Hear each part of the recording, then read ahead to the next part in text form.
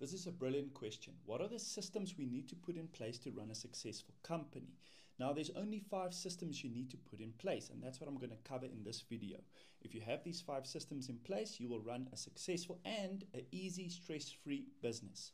So the first thing you need to do is a financial plan. You need to calculate what are you going to do with your input costs. You're going to have to add what are you going to do with your operational costs. You have to even add your allocations for reserves and these kind of things, even profit, and most of all, you have to add your total cost for marketing. All of this together adds what you should be making in your business to be viable. A good way to think of this is to say, for the whole year, what do I need to make in this business to be viable? Then obviously, once you've got that line calculated, when you start with a new business, you'll start down here. And eventually you're trying to reach this point where you are viable. So your sales will be below what you need to make for this company to run successfully. So you need to calculate when will you be viable. If you already have a company, usually it's even down here and you have to bring it up to above. And then the game in business is you want to be able to have enough sales to be viable with some extra profit, right? Otherwise, what's the point of even having a business? Okay. The second thing you need to put in place is a organizational system, meaning your conveyor belt. So where do you get clients coming into your business? That will be PR. PR has to hand over to sales. So the lead becomes a sales cycle. Sales hands over a signed purchase order to finance. Finance then goes and they hand over to production a qualified production ticket or whatever you will. Production then hands over to quality control to make sure that it's all correct. That gets handed over to HR to make sure your staff are trained and that you have the correct staff. And then obviously management has to make sure that all of this runs successfully. Now the trick is this is one system that flows one into the next.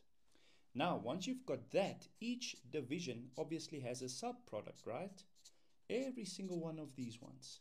So in PR, for example, my sub-product would be leads, and I want to measure that in a graph. Now, let's just quickly cover.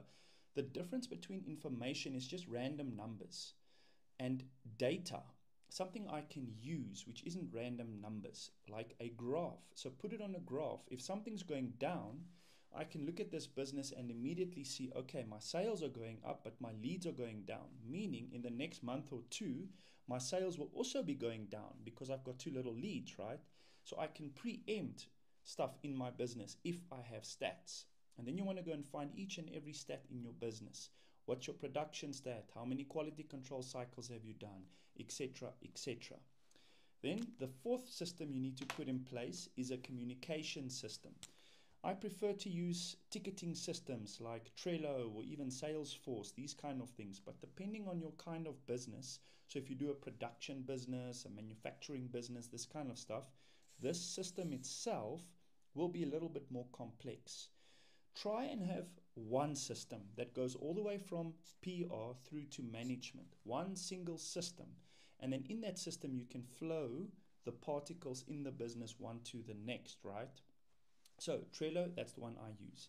And finally, and actually, most importantly, you have to train your staff on how this whole system works. So you need SOPs, standard operating procedures. You need books, materials. You need something for your staff to study. So you should be giving them time in your organization, maybe every Friday morning, every Thursday, that you give them allocated time in working hours for them to study how all of this works. Now, if you put these 5 systems in place, you cannot fail in business. As simple as that. I hope this video has been helpful to you. Please comment down below what you thought.